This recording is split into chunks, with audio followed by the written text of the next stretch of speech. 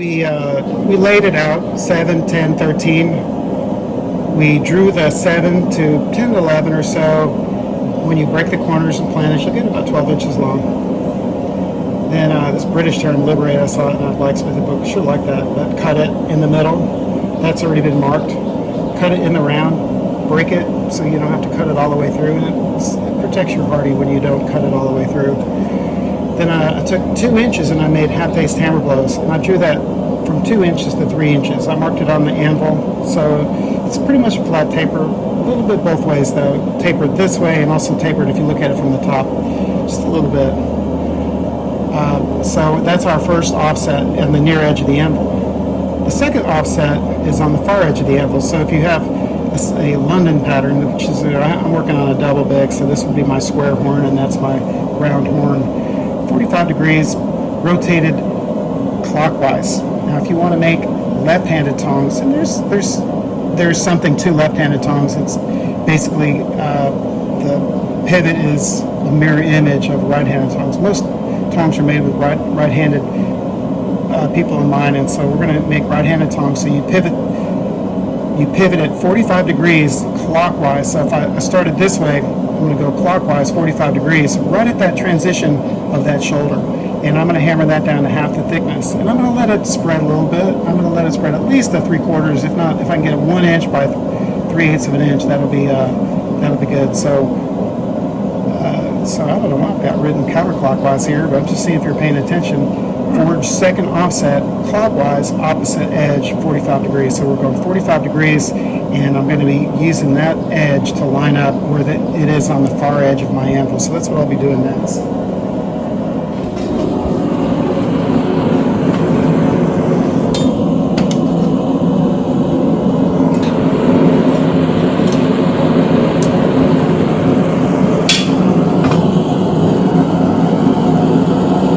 You may be questioning, well, if he's talking about forging to finish, refining the grain, and being careful where he's reheating, why is he putting it back in there for the eye? Everything is going to be worked a second time, so I'm not too concerned about grain growth, not to mention when I suggested that it takes time for the grain to grow. Time, temperature, look at a metal diagram, the top temperature curve, you'll see how you'll achieve grain growth, carbon migration, carbon dissolving in solution, and that's metallurgy. We're talking just about physically forging the steel, but you need to keep those in mind when you want to get the best quality product. But if you understand there's a little bit, I may get a little bit of grain growth, but by forging these both shapes out, it gives me like real strong reference points. If I follow too closely to that regimen of not heating something subsequent to after shaping it, then it would be kind of tricky for most people to follow along with this. So I've got the reins drawn out. I've got my first offset. Now I'm reheating where the eye is, so that's going to heat the bit, but I'm going to go back into the bit, and that will give me that subsequent grain refinement. So I'm not too concerned about that, but just to ward off any criticism of why I'm reheating the bit, I'm doing it so that I can forge the eye. But once I forge the eye, the only time that's going to get reheated is for the punching process. And actually you can drill the rebar, although rebar is pretty tough to drill. But I'll be punching the holes in the eye, and I'll be reheating the eye with a torch so that I avoid any excessive grain growth in the rest of it. So this will be the final operation in the middle of these tongs.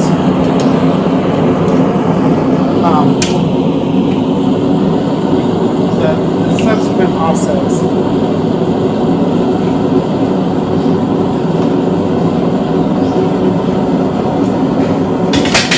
Now, right on here, if you can visualize the 45, but I'll go ahead and write it on here because it's a good guide. Now that's 3/4 of an inch over the radius edge. I don't want it to be too sharp because that'll set up a shut that I may regret later. I can always grind it sharper, but all three of these offsets are going to have a nice fillet, nice little radius edge. So I've got my heat. There's my first offset. You rotate it counterclockwise. That's what I had that on there. Push it to the far edge of the anvil, and then pivot at 45 degrees. I may not get all of the work that I need out of this heat. I'll get it started. Don't let it jump around.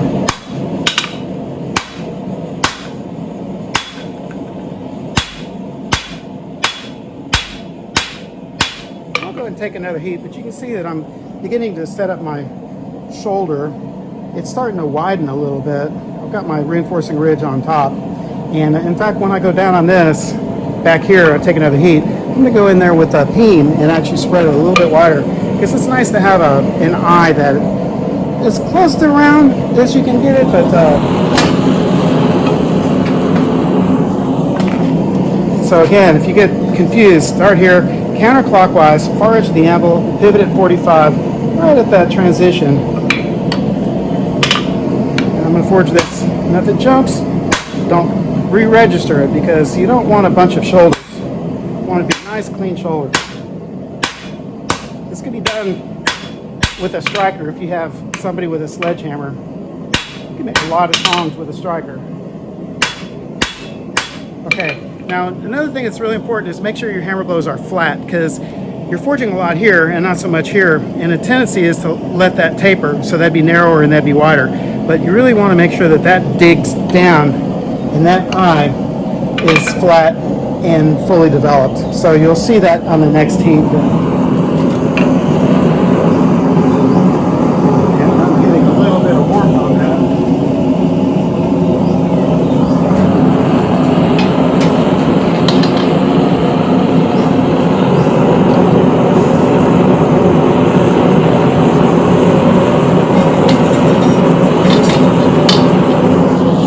Again, first shoulder, second shoulder, and now I'm going to start digging in with my peen. Make sure that doesn't flip up and cause me to have a double shoulder.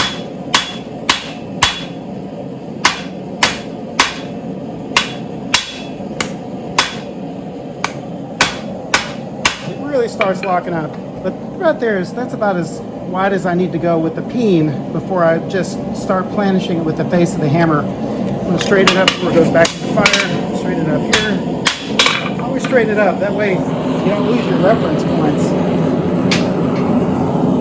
Again, first one counterclockwise, far edge, pivot at 45 degrees. Spread your eye a little bit. Make sure that that eye is flat and not tapered. That's enough.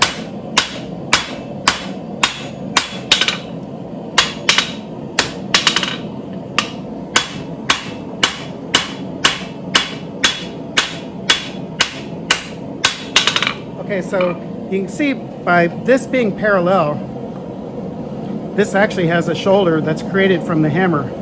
If the hammer is sharp, this hammer is radius. If that hammer were sharp, I'd be creating cracks here, the shuts from forging it. But everything on your hammer should have a nice radius. Corners radius, edges radius. The edge to this peen is radius. As it falls off your corner of your peen, radius. So it doesn't upset or create any errors in the material. Okay.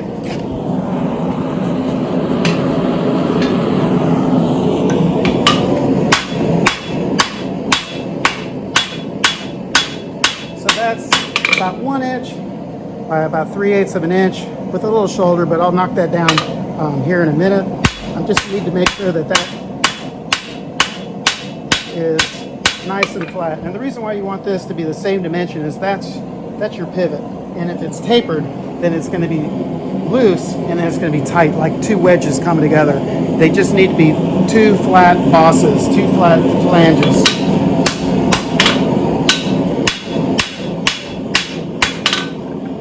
Again, just reestablish all of your, and I go back in, break the edges, plan it.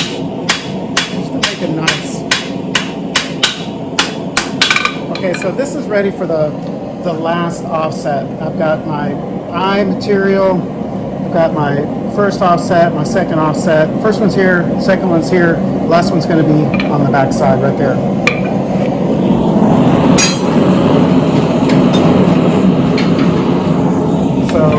here, here.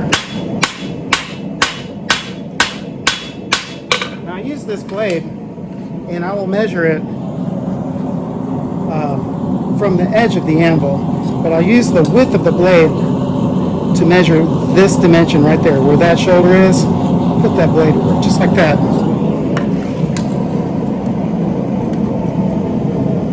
That's the dimension of my eye for my third offset.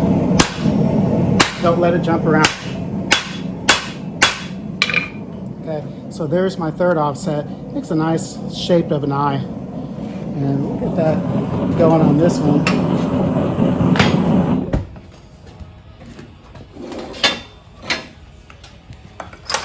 First one, second one, last one. Come up here using the edge of your anvil and then your combination square blade.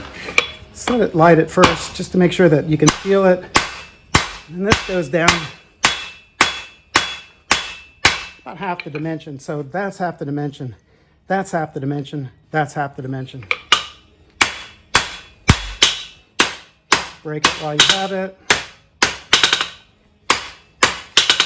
Straighten things up. Cracking it breaks the scale off. You can planish after you crack.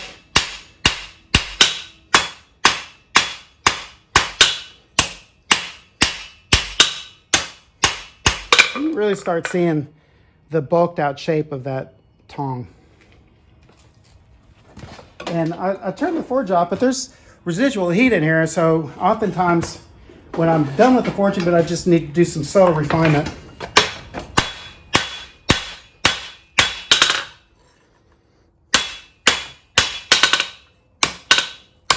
I'll use the heat of what's left in the forge. Now, one thing that's nice, I did the same thing here, so it's no different than the first one. But one thing that's nice is to setting those shoulders causes almost a square edge. So what I'm going to do now is I'm going to break the corner of the eye.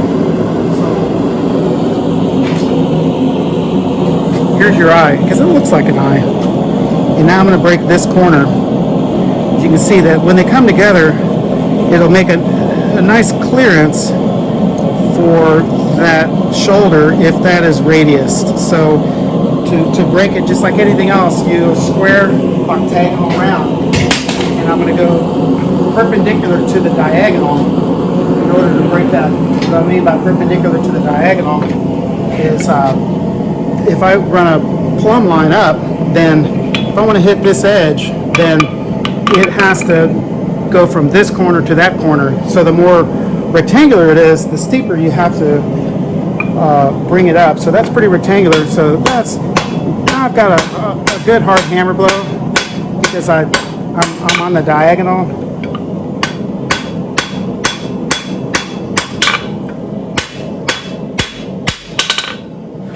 Do it this way too.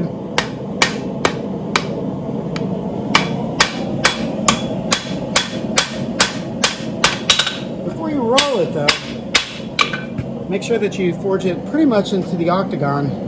Then you'll planish the edges of the octagon. Let me show you what I'm talking about. So, put this a little bit further down. You can see now the corners.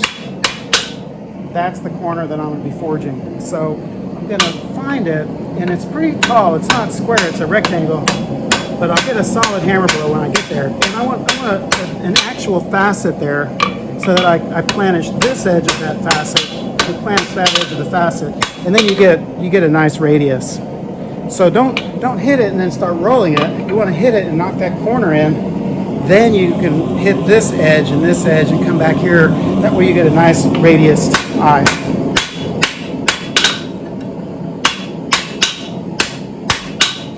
I'm cracking it, popping the scale off, hammer polishing.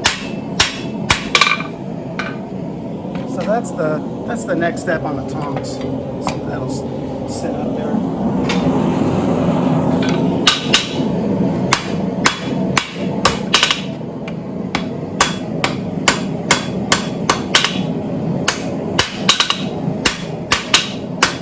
Crack checking, hammer polishing, hammer refinement on the falling heat, straightening things out so that I don't have to go back in later, hammering some areas that I may not have an opportunity to get to later.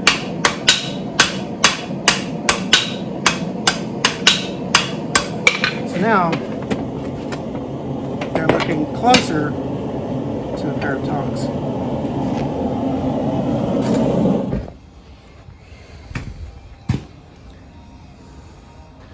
And we'll pick back up when I get more fuel. Thank you for watching.